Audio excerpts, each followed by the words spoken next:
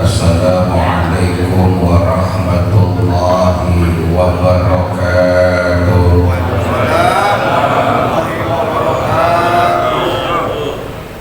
Bismillahirrahmanirrahim. Alhamdulillahilladzi anzala sakinata fi qulubil mu'minin liyazdadu imanan ma'a imanihim. Assalatu wassalamu ala sayyidil awwalin wal akhirin, sayyidina wa habibina wa syafi'ina wa qurrati a'yunina wa maulana Muhammadin wa ala alihi wa ashabihi al-mujahidin at-tahirin. Amma ba'du. Allahumma bika asbahna wa bika amsayna wa bika nahya wa bika namut wa ilaikal masir.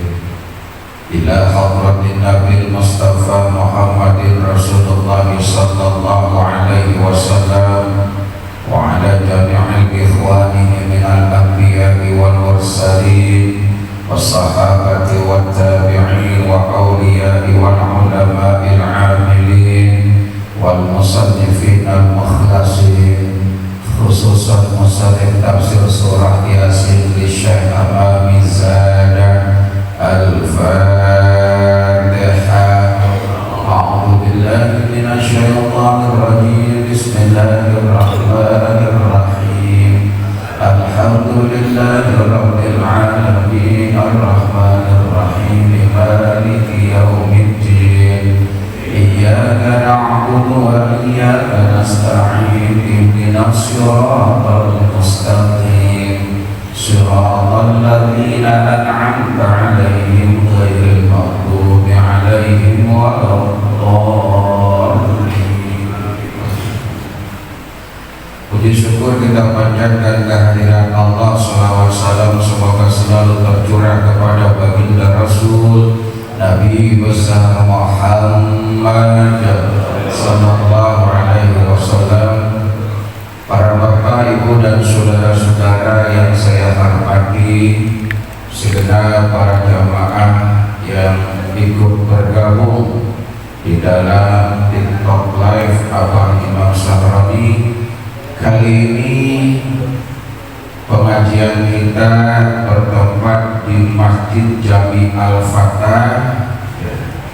Jadi jamaah sekalian, khususnya yang menyaksikan lewat layar TikTok, berasal dari Masjid Jami Al-Fatah di Pondok Makmur Cipondo, Kota Tangerang, yang gak seberapa jauh dari rumah saya. Jadi silakan yang menyaksikan melalui layar TikTok untuk bisa menyimak pengajian kita pada kali ini, tafsir surah Yasin karangan Syekh Amami Zada. Allahumma shalli ala Muhammad. Para jamaah sekalian, sebelum kita lanjutkan pembahasan kita jawab dulu. Ada beberapa pertanyaan yang masuk ya. Ada 3 pertanyaan ini, karena agak panjang-panjang saya catat biar gak lupa. Saya ringkas saja. Pertanyaan pertama, kenapa ketika saya sholat Jumu'ah di Al-Fatah dan di beberapa masjid lainnya, khatib memegang tongkat pada tangannya? Apa hukumnya dan apa maksudnya? Jadi pertanyaannya adalah khatib memegang tongkat ya, seperti di Al-Fatah kita ini kan khutbah Jumat, khatib memegang tongkat. Untuk menjawab ini saya nukilkan jawaban dari kitab Kasyifatus Sujah ya, yaitu merupakan syarah daripada kitab Safinatul Najah. Kasyifatus Sujah ya, syarah Safinah yang dikarang oleh Syekh Al-Alim Al-Alama Abi Abdul Mu'ti Muhammad Nawawi Al-Jawi atau Imam Nawawi Al-Jawi Al-Banfani ya. Jawabannya adalah pada halaman 95.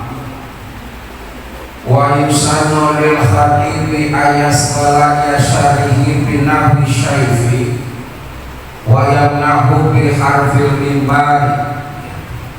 Wa yusanu dan disunahkan lil khatibi bagi seorang khatib ayas ila yasarihi untuk menyibukkan tangannya binahwi sayfi seperti contohnya memegang saif pedang ya, atau semisalnya pedang yaitu busur panah ya, atau semisalnya busur panah yaitu tongkat. Wa yamnahu bi harfil mimbari ya. Kemudian tangan kanannya berada di sudut mimbar, di pojokan mimbar. Kenapa itu? Littiba'i salafi wal khalaf, karena mengikuti daripada sunnahnya salafus soleh. Salafus soleh itu ulama-ulama terdahulu ya, wal khalaf dan ulama-ulama yang masa kini yang lebih ke depan. Fa illam yajid syai'an min dzalika ja'ala al-yumna 'ala al-yusra. Kalau seandainya nggak ditemukan semisalnya pedang atau busur panah ataupun itu tongkat ya, maka ja'ala al-yumna 'ala al-yusra, dijadikan tangan kanannya di atas tangan kirinya. Untuk apa? Ya, al arsalahuma, atau tangannya dua-duanya kiri kanan ke bawah. Wal gharadu ayyasha wal yal'asatu bihima, agar tangannya ini tidak kemana-mana dan tangannya itu tidak banyak bergerak. Allahumma shalli ala Muhammad. Ada sebuah hadis Rasul begini dari Abu Dawud ya, riwayat Abu Dawud. Rasul ketika khutbah naik mimbar maka memegang ya seperti saif. Saif itu pedang sebelah kiri, atau busur panah. Busur itu yang melengkung gitu ya, yang melengkung ya, atau semisalnya.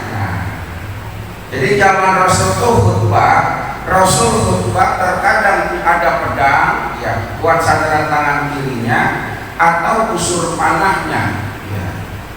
Tapi kita mengambil pelajarannya salafus saleh nggak mentah-mentah. Kalau begitu ada di sini siapin pedang begitu ya. Zaman Rasul karena zaman perang pakainya pedang ya, atau busur panah ya. Kemudian diikuti oleh salafus saleh ya, ulama-ulama setelah zamannya sahabat, kemudian Bani Umayyah, Bani Abbasiyah ya, sahabat, tabi'in, tabi'in, tabi'in sampai zamannya ulama salafus saleh itu menggunakan tongkat.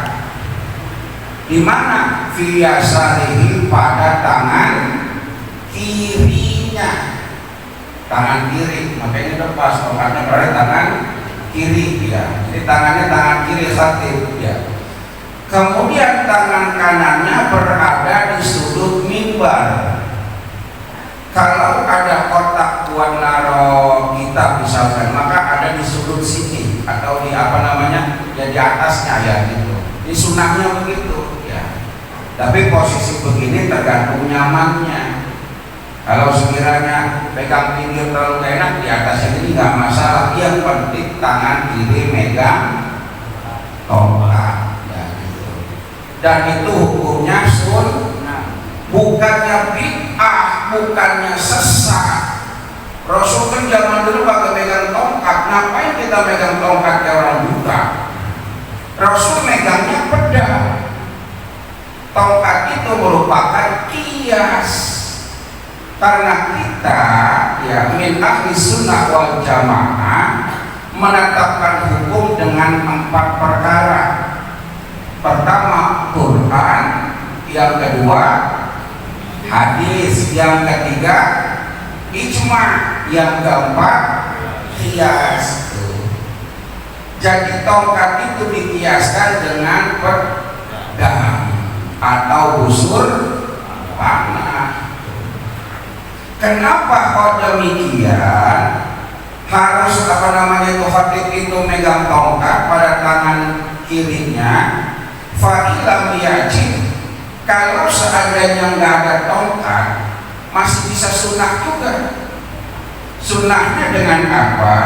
Ja'alal yumna alal yusra, tangan kanan di atas tangan kiri. Jadi begini tuh. Kalau misalnya mic-nya ada di sini tuh. Jadi tangan kanan di atas tangan kiri. Kalau enggak juga, tangan kanan enggak di atas tangan kiri, ada pilihan lain. Au arsalahuma, atau tangan kanan dan kiri menjulur ke bawah. Jadi begini tuh. Jadi berdiri tangannya ke bawah. Ya, gitu. Maksudnya apa? Wal gharadu, ya, dengan tujuan ayyasya, khawatir tangan ini banyak bergerak.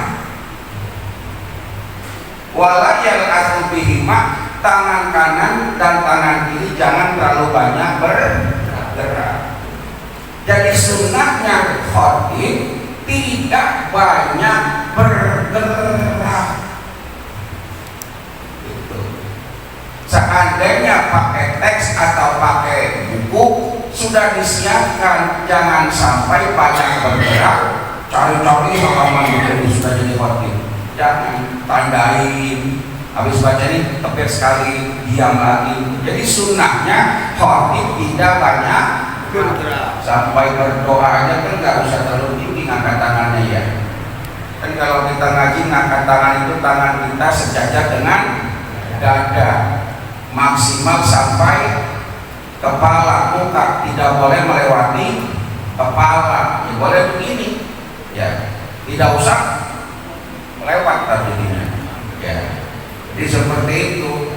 Jadi sunnahnya khatib tidak terlalu banyak bergerak. Jadi dibedakan. Jangan jadi khatib saudara-saudara, bagaimana baginda Rasulullah. Nah itu gak usah. Sunnahnya hilang. Makanya ulama dulu kalau jadi khatib itu pakai apa? Sorban kayak kerudung ya saja. Sorban kayak kerudung di sini tuh. Maksudnya apa? Biar gak banyak melihat kiri dan kanan. Ya, jadi gitu. Jadi ketika pakai kerudung itu biar fokus gitu. Ya. Jadi terkadang khatibnya khusyuk, jamaahnya juga khusyuk. Lebih khusyuk jamaahnya. Khatibnya nggak banyak bergerak. Khatibnya nggak banyak bergerak. Jamaahnya nggak bergerak sama sekali. Ya. Makanya kagak ada rukun khutbah jamaah kudu paham, kagak ada.